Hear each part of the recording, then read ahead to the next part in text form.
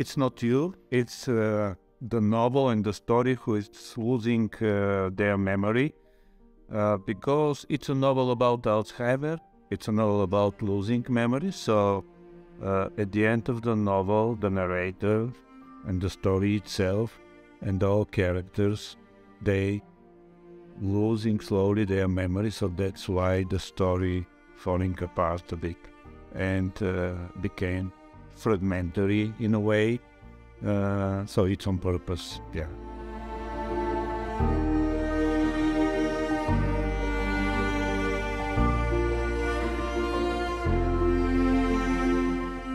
I see, for people that aren't familiar with contemporary Bulgarian literature, it's a relatively young literature. I think the first Bulgarian novel was the end of the 19th century. So I think that writers are a little like kids. They're excited, they're enthusiastic, and they're willing to take chances on structure, on types of stories. I find Bulgarian writing and novels so interesting because they really don't follow any kind of a mold. I think people are willing to take chances more than in a long-established literature that has a very heavy canon that sort of puts you in certain genre expectations. I think that's interesting.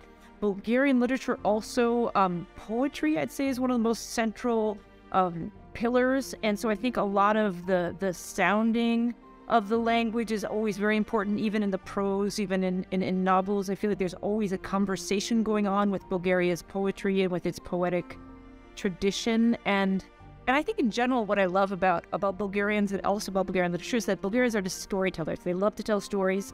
I came to Bulgaria to study the folk culture, and there's a really strong tradition of folk storytelling, epic songs, all sorts of... I think Bulgarians have always been very interested in how many different ways you can tell the classic human stories.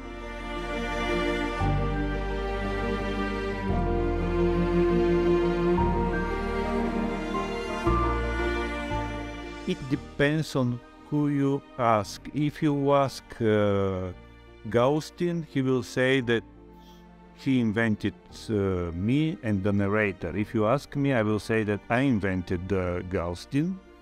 But actually, they flowing. What to say? They flowing into each other.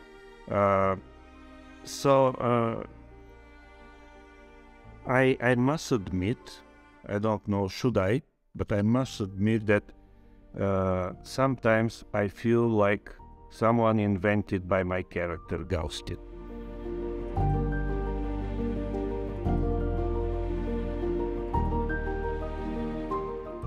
I have taught literature, I've taught translation for about the last 10 years here at Sofia University, and up to about a year ago, I would have definitely told my students, yes, absolutely, literary translation. You're not going to get rich, but it's such a great job.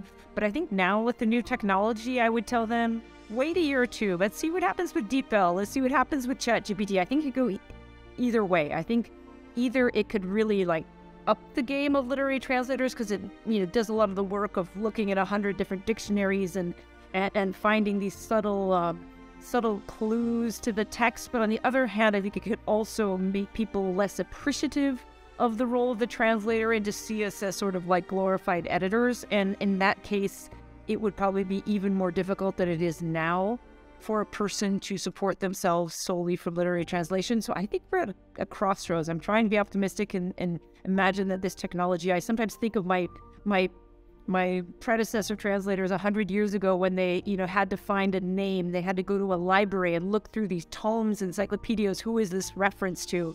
And certainly Google has helped my generation of translators. So I'm trying to be optimistic that, ChatGPT, AI, DeepL will help this generation in the same way, but we'll see.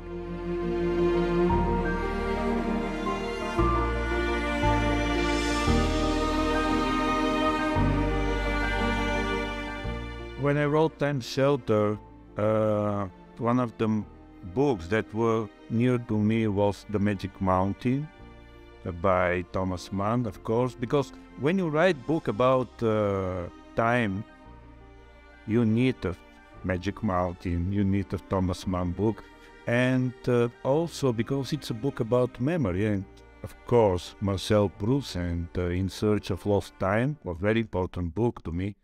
But also, I could say some poems and some poets were very important, like W.H. Auden with the famous poem September 1st. This poem plays a key role in the novel. And also, you could make something like Time Shelter playlists. Some songs were very important because it's a novel about memory, and we know that songs are very important. They unlocked our memory.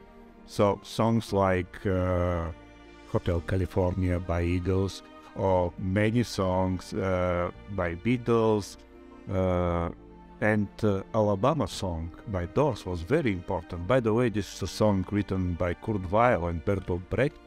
So the whole story of the song is into the novel. This was the playlist with the books and songs for my novel that were important for me.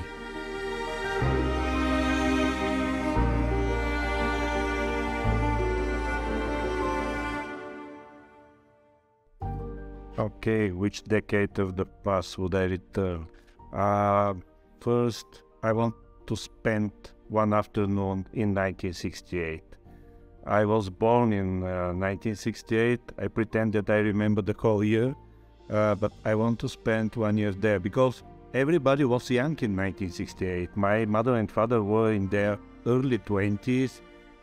Even Mick Jagger was young, and John Lennon was still alive.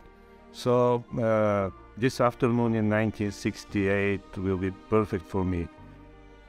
But as well, I want to spend some days in the 90s. I think that 90s were a very important decade for us, for my generation. Actually, they were our 1968. And this legacy of velvet revolutions that we had there now is a bit threatened by the war and everything. That's why I think that it's very healthy to remind again 90s. 90s were the great decade. Well, if I had to pick a decade, I think we're limited to the 20th century, right? Because that's the book.